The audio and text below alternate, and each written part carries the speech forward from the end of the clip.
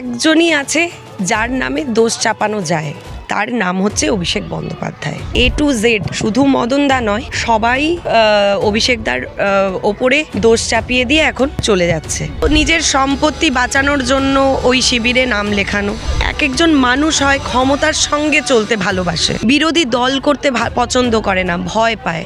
যারা ভীরু, যারা কাপুরুষ, তারাই ওই দলে নাম লিখিয়েছেন। দিদির পরিষ্কার বার্তা হচ্ছে যে যাদের যাবার তারা চলে যাক। তৃণমূল কংগ্রেস কর্মীরা দিদির পাশে আছেন, দিদির সাথে আছেন, এবং তাদের নিয়েই নেতা এবং নেত্রী আগামী দিন, আগামী প্রজন্ম উনি তৈরি করে দেবেন। 21শে জুলাইকে কেন্দ্র করে এখন রাজ্য রাজনীতি রীতিমতো উত্তপ্ত হয়ে রয়েছে এবং বলা হচ্ছে যে 3টি ভাগে বিভক্ত হয়ে গেছে 21শে জুলাই। সেই ক্ষেত্রে কালীঘাটপন্থী তৃণমূলের কি থাকছে সেই? দেখো, প্রথমেই আমি একটা বিষয় নিয়ে বলবো, সেটা হচ্ছে যে 21শে জুলাই মানেই হচ্ছে মমতা বন্দ্যোপাধ্যায়, আর তৃণমূল কংগ্রেস মানেই হচ্ছে মমতা বন্দ্যোপাধ্যায়।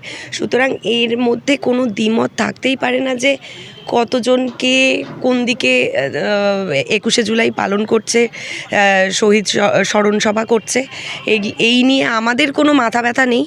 দিদি যেদিকে আছেন সেই দিকেই আমরা থাকব, এবং দিদির নির্দেশ অনুযায়ী আমরা যেভাবে দিদি এবং অভিষেকদা যেভাবে বলবেন সেইভাবে আমরা কাজ করে যাব। 21শে জুলাই আমরা বিড়লা তারামণ্ডলের সামনে সবাই জমায়েত হচ্ছি, সমবেত হচ্ছি। তৃণমূল কংগ্রেস কর্মীদের উদ্দেশ্যে দিদি বার্তা দেবেন, অভিষেকদাও বার্তা দেবেন, সেই ব্যাপারে আমরা মুখিয়ে আছি। মমতা বন্দ্যোপাধ্যায় দীর্ঘদিনের মিত্র ছিল মদন মিত্র, সেই মিত্রতাও ভঙ্গ করে দিলেন, চলে গেলেন অন্য শিবিরে। তিনি বলছেন যে অভিষেক বন্দ্যোপাধ্যায়কে সরানোর জন্যই নাকি তিনি চলে আসছে, না সরাচ্ছে বলে কি জানো তো, একটা কথা বলি, সেটা হচ্ছে যে একজনই আছে যার নামে দোষ চাপানো যায়, তার নাম হচ্ছে অভিষেক বন্দ্যোপাধ্যায়।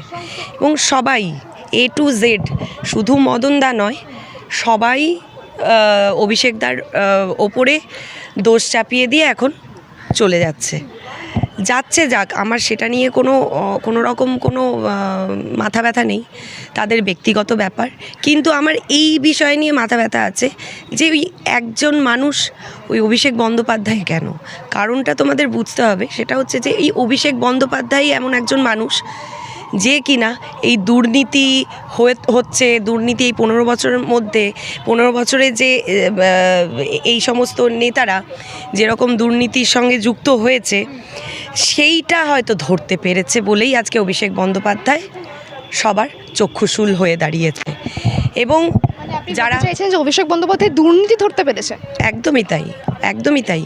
বিচক্ষণ মানুষ, উনি বুঝতে পেরেছেন যে কে সঠিক আর কে বেঠিক, কে দুঃসময়ের সাথী দিদির পাশে থাকবার মানুষ, আর কে সুসময়ের সুখের পায়রা হয়ে চলে যাবে আবার ক্ষমতা সম্পন্ন দলের কাছে, সেখানেও নিজের সুখ ভোগ করবে এবং নিজের সম্পত্তিটাকে আত্মরক্ষা করবে বলে। আজকে অভিষেক বন্দ্যোপাধ্যায়ের কার্যালয়, আমতলার যে কার্যালয়, সেই কার্যালয়ে ভাঙচুর চালানো হচ্ছে এবং বলা হচ্ছে প্ল্যান নাকি পাস না করে সেই বিল্ডিং নির্মাণ করা হয়েছে।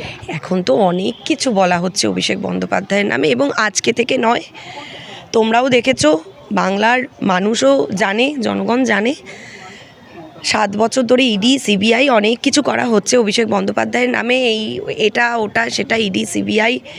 আর তার জন্য ইডি সিবিআইয়ের কাছে যাওয়া, অফিসে যাওয়া, এবং দাদা যাচ্ছেন, দাদা আছেন, প্রশাসনের সঙ্গে আছেন, সাথ দিচ্ছেন।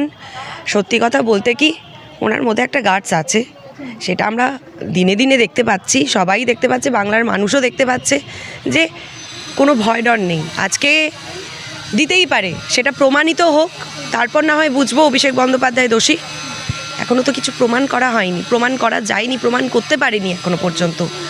আজকে আমি তোমাকে বলে দিতে পারি তুমি চোর, কিন্তু আসলে কি তুমি চোর, আমাকে তো সেইটা প্রমাণ করতে হবে তুমি চোর, সেটা আগে প্রমাণ হোক, তারপর না হয় বিশ্বাস করবো ওদের কথা। দলের অভ্যন্তরে এত লোক যে ছিল, কোহিনুর মজুমদার থেকে শুরু করে রিজু দত্ত, তারা বারংবার করে অভিষেক বন্দ্যোপাধ্যায়ের বিরোধিতা করছেন, বিষোদ্গার করছেন, সব তাহলে তারা ওই যে বললাম, এক তো নিজের সম্পত্তি বাঁচানোর জন্য ওই শিবিরে নাম লেখানো, দ্বিতীয়ত এই যে ক্ষমতার, এক একজন মানুষ হয় ক্ষমতার সঙ্গে চলতে ভালোবাসে, বিরোধী দল করতে পছন্দ করে না, ভয় পায়। যারা ভীরু, যারা কাপুরুষ, তারাই ওই দলে নাম লিখিয়েছেন। আর নিজের পরিবার ব্যাগেজ নিয়ে দিদি তো বলেছেন, দিদির পরিষ্কার বার্তা হচ্ছে যে যাদের যাবার তারা চলে যাক। তৃণমূল কংগ্রেস কর্মীরা দিদির পাশে আছেন, দিদির সাথে আছেন এবং তাদের নিয়েই নেতা এবং নেত্রী আগামী প্রজন্ম উনি তৈরি করে দেবেন। দীর্ঘ 20 বছর পর আবারও পশ্চিমবাংলায় আসছেন তাসলিমা নাসরিন। বাম জামানায় তাকে নির্বাসন করা হয়েছিল এবং তৃণমূল জামানাতেও তিনি ফিরতে পারেন। এবারে বিজেপি আসার পর তিনি ক্ষমতায় আবার ফিরবেন পশ্চিমবঙ্গে। কীভাবে দেখছেন বিষয়টাকে? হঠাৎ থেকে কেন আনা হচ্ছে? দেখো, সবটাই তো এখন রাজনীতিকরণ করা হচ্ছে। সে আসতেই পারেন, উনি খুব সুন্দর, খুব ভালো একজন কি বলবো লেখিকা, আমারও পছন্দ ওনাকে, সে নিয়ে কোনো রকম কোনো দ্বিমত নেই। কিন্তু রাজনীতিকরণটা আমি চাইছি না। রাজনীতিকরণ না করে আজকে 15 বছরে তাসলিমা নাসরিন আসতে পারেননি বা তাকে আনা হয়নি, সেই দোষারোপ না করে তোমরা যখন আনো, কিছু যদি উন্নতি করা যায় করবে। এ নিয়ে তো আমাদের কোনো রকম কোনো ব্যক্তিগত থাকতে পারে না। বাঁকড়া মসজিদ, শতাব্দী প্রাচীন সেই বাঁকড়া মসজিদ এয়ারপোর্টের মধ্যে অবস্থিত এবং এয়ারপোর্ট তৈরি হওয়ারও বহু বছর আগে নির্মাণ হয়েছিল। এখন বিজেপি সরকার বলছেন এয়ারপোর্ট যেহেতু সম্প্রসারণ করা হবে তার জন্য সেই মসজিদটি স্থানান্তরিত করা হবে। হঠাৎ করে কেন এরকম ধরনের সিদ্ধান্ত? ঐতিহাসিক জায়গায় বিজেপি মানেই তো এই সমস্ত নোংরা ধর্ম নিয়ে রাজনীতি করা মানুষ, যাদের স্লোগান জয় শ্রীরাম হতে পারে। দেখো, রামকে আমরাও মানি, এমনটা নয় যে রামকে মানি না। জয় শ্রীরাম বলতেও আমাদের কোনো আপত্তি নেই, কিন্তু এই জয় শ্রীরাম নিয়ে এই করা মানে রাজনীতিকরণ করা, এটাতে আমাদের আপত্তি আছে। আজকে তোমরা রাম নিয়ে নোংরা মন্তব্য করছো, রাম মন্দির থাকবে সব ঠিক আছে, কিন্তু মসজিদ থাকবে না। আমাদের দিদি হচ্ছে সর্বধর্ম সমন্বয়, TMC, T for temple, M for mosque আর C ফর চার্চ, সর্বধর্ম সমন্বয়ে মিলিত TMC। আমরা কাউকে ছোট করে দেখি না বা কাউকে বড় করে দেখি না, আমরা সমানভাবে সবাইকে দেখি। আমরা ধর্ম নিয়ে রাজনীতিটা করি না অ্যাটলিস্ট। আর যেটা করে এসেছে প্রথম দিন থেকে এই বিজেপি সরকার করে এসেছে ধর্ম নিয়ে রাজনীতিকরণ, সেটাই করছে। তার পরিচয় তোমরা পাচ্ছ। এই মসজিদ ভেঙে দেবে, তার এই চার্চ ভেঙে দিচ্ছে, এই জিনিসগুলো, এই অরাজকতা। শুধু মন্দির তো থাকতে পারে না। আজকে গণতান্ত্রিক দেশে গণতান্ত্রিক অধিকার রয়েছে আমাদের, সবার থাকার, সবাইকে মিলে মিশে থাকবার অধিকার আমাদের মধ্যে রয়েছে। সেখান থেকে দাঁড়িয়ে শুধুমাত্র আমরা থাকবো, ওরা থাকবে না, ওরা থাকবে, আমরা থাকবো না, এই যে রাজনীতিকরণ হচ্ছে, এগুলোর আমরা বিরুদ্ধে। এবং এই বিরোধিতা আমরা আগামী দিনে আরও সোচ্চার হব, আগামী দিনে আরও এইটার জন্য আরও লড়াই করব। একেবারে শেষ প্রশ্ন করব, যেহেতু গতবার যে আপনারা প্রতিবাদ জানিয়েছিলেন বারুইপুর কাণ্ডকে কেন্দ্র করে, সেখানে আপনাদের কর্মীদের একের পর এক আঘাত এসেছিল, আপনাদের মারধর করা হয়, তাহলে 21শে জুলাইয়ে তো কি সেই পরিস্থিতিরই আবার পুনরাবৃত্তি ঘটবে? দেখো, যেদিন 8ই জুলাই আমাদের মিছিল ছিল এবং হাইকোর্টের পারমিশন নিয়ে আমরা মিছিলটা করেছিলাম এবং মিছিলটা কিন্তু আমরা শেষ করেছিলাম। সে যতই আমাদের ওপরে অত্যাচার করা হোক, মানে আমাদের প্রচুর কর্মীরা রয়েছেন যারা আক্রান্ত হয়েছেন, প্রচণ্ডভাবে মারপিট করা হয়েছে আমাদের। শুধু ডিম ছোড়া বলবো না, অনেক কিছু দিয়েই আমাদেরকে আক্রমণ করা হয়েছিল।